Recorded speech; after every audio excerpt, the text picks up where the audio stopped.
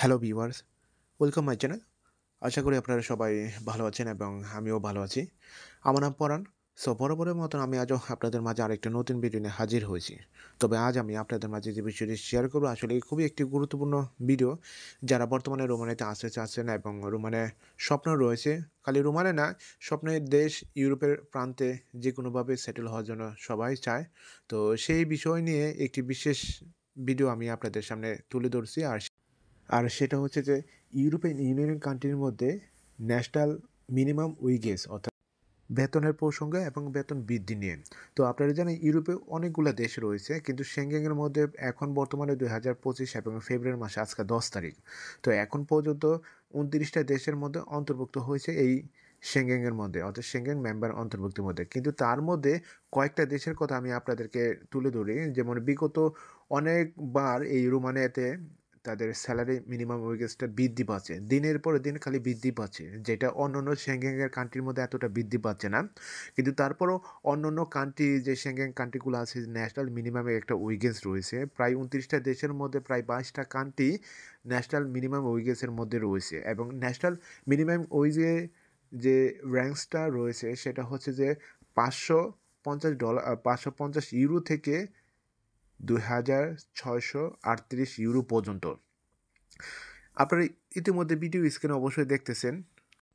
So এই ইউরোপে সেঙ্গেনের কান্ট্রির মধ্যে নিম্ন আয়ের দেশগুলোর মধ্যে প্রায় দ্রুতগামী এই স্যালারি বৃদ্ধি পাচ্ছে, যেমন রোমানিয়া, লিথুয়ানিয়া, পোল্যান্ড, এইসব কান্ট্রি দ্রুতগামী বৃদ্ধি পাচ্ছে তাদের স্যালারি ইনক্রিজ হিসাবে। ইতিমধ্যে আপনারা গুগলে চেক করে দেখতে পারবেন, তাদের একটা ইউরো স্টার যে নিউজ পেপারে তারা প্রতিবেদনে বলেছে যে 2015 সালে জানুয়ারি মাস থেকে 2025 সালে জানুয়ারি পর্যন্ত অনেকবার স্যালারি বৃদ্ধি পেয়েছে। কিন্তু স্লাইটলিভাবে কিছুটা দেশের বৃদ্ধি পেয়েছে স্যালারি, যেটা ন্যাশনাল মিনিমাম ওয়েজেসের মধ্যে নাই। সেটা হচ্ছে ফিনল্যান্ড, ডেনমার্ক, অস্ট্রিয়া, ইটালি। এই কয়টা দেশ মনে করেন তাদের ন্যাশনাল মিনিমাম ওয়েজেস নাই। এবং সর্বনিম্ন যে ন্যাশনাল মিনিমাম ওয়েজেস রয়েছে সেটা হচ্ছে বুলগেরিয়া, যেটা 550 ইউরো পর্যন্ত তারা মান্থলি পে করে থাকে।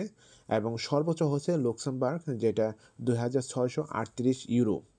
এছাড়া দেখবেন যে অনেকেই বলতেছে যে একটা দেশে আসলে ন্যাশনাল মিনিমাম ওয়েজেস স্যালারি রয়েছে, যেমন এই রোমানিয়াতে দেখেন।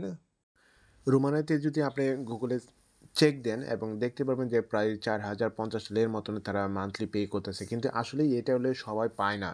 কিন্তু অভ্যন্তরের ভিতরে যে জিনিসটা করতেছে প্রায় হতে পারে মিনিমাম যে স্যালারিটা আছে 2500 লে, এটা হচ্ছে বাধ্যতামূলক তাদেরকে পে করতে হয়, কিন্তু 2500 লে পায় না, তার চেয়ে বেশি পায়।